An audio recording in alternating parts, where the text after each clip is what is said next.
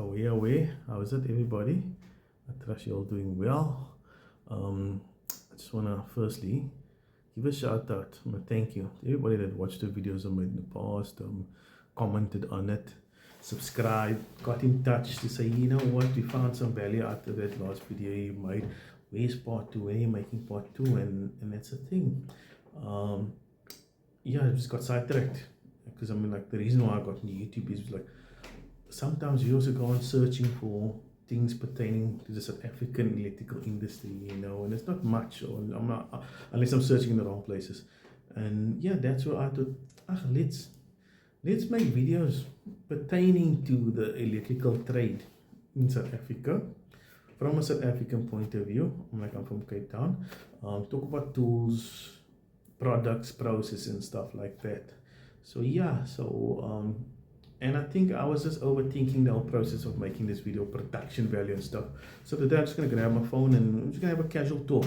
I made a list of what I actually wanted to talk about. I mean, like, the main thing was the supplementary certificate of compliance, because it seems I've been encountering it a lot, and especially with you know, the boom in solar and inverters and stuff. And obviously you need to issue a certificate of compliance, and I think there's a big misconception, people thinking you can just install this device and then issue a supplementary, which is not the case. I'm like, the first thing is, I'm like I mentioned in the last video, is the user, the property owner, the user or leaser should always have that initial certificate available, because in the whole Electrical Installation Regulations of 2009, which you'll find in the Occupational Health and Safety Act, the onus is always on the user or leaser, right? So if you've been issued a certificate 10 years ago by an electrician, and you lost it, it's your responsibility as the user or leaser to get a new certificate, an initial certificate, before anybody can come issue you a supplementary. Because yeah, lately it's come up quite a few times. You know, we changed light fittings. 2 weeks later, the client says, oh, you were supposed to give me a certificate of compliance. And I say yes and no, because you know, the certificate of compliance don't cover the light fitting. Light fitting is deemed an appliance. It's a fixed appliance. So it's on here. And this certificate, it's on note number 2. I don't know if you can see it. You know, no, I think it's not zooming in properly, but yeah, not necessarily, because if you replace the oven, you're not going to take responsibility for the whole house. So that's where it comes in, because it's very clear on here. This is not there for fun. Initial and supplementary, and then you're going to put in supplementary number to initial certificate that was issued on this date. If it was issued in 2004, you're going to put on there, this is the first supplementary of that initial certificate. And if the person don't have an initial certificate, you need to get a new certificate. And that's the number one reason. It's cost.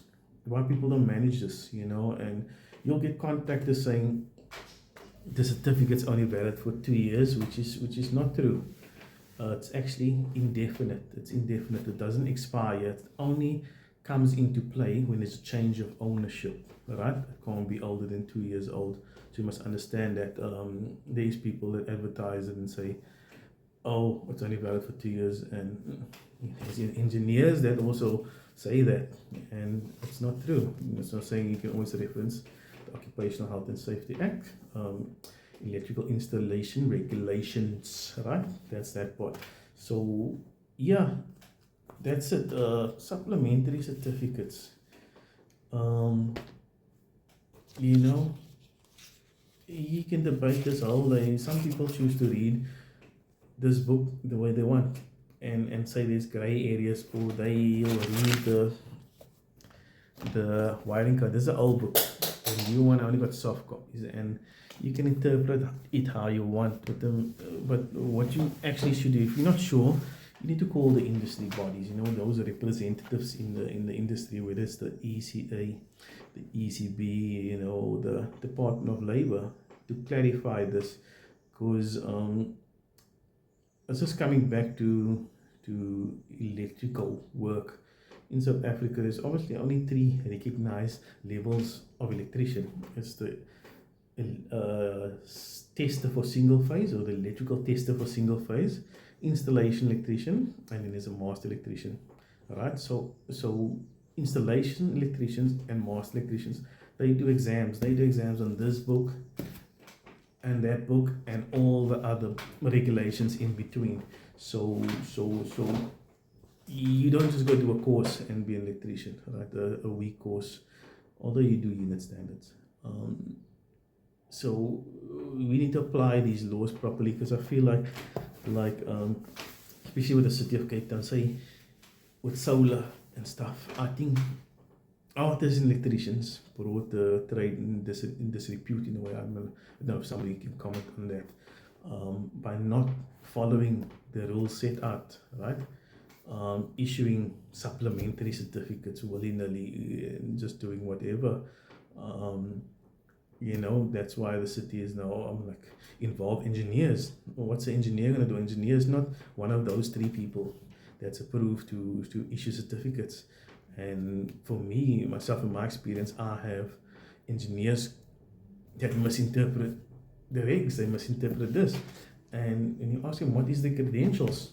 Have you been registered with the Department of Labor as an installation electrician, master electrician? Say, no, it's just engineer. But it's completely different, because you can be an engineer and not be an installation electrician. So I find it difficult for somebody to want to then provide guidance on how to fill in a certificate, where this is what installation electricians do, master electricians.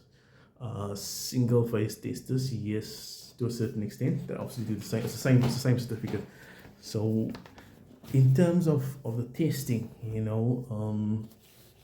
there's so many things you need to do, and some people think it's the paper. You're just gonna fill in this paper. This is the certificate, and you got the test report is on the back.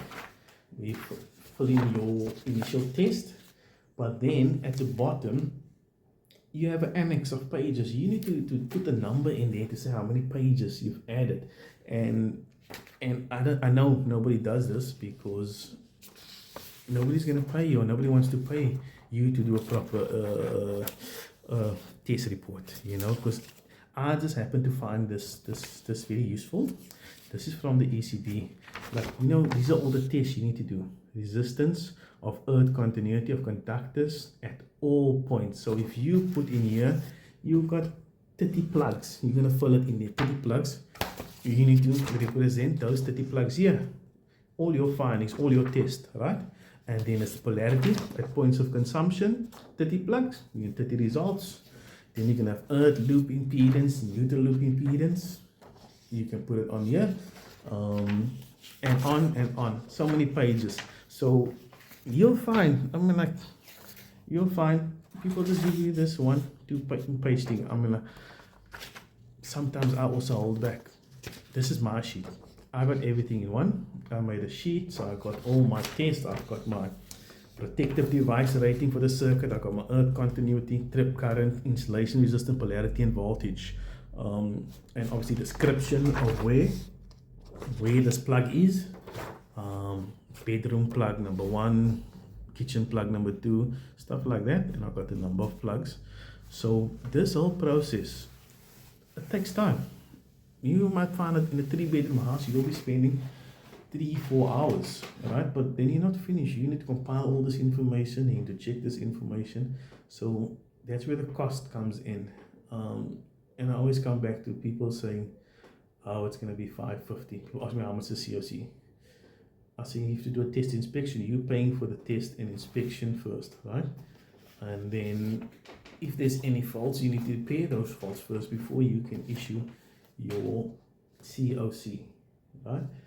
And that's the challenging part for people, because you cannot see I don't know. For me, it's like people can't see the value in it. If somebody else says I could do it for $550, they'll take it, and that person will come issue you this paper and hope for the best. Hope your house don't burn down, because this is actually declaration. It's a legal document to say the installation complies with all these regulations.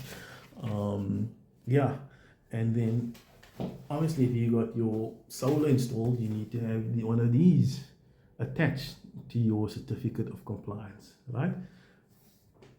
This has also been brought out, so you need to fill in all your details with regards to the solar system and put it on or attach it to your certificate of compliance. Yeah,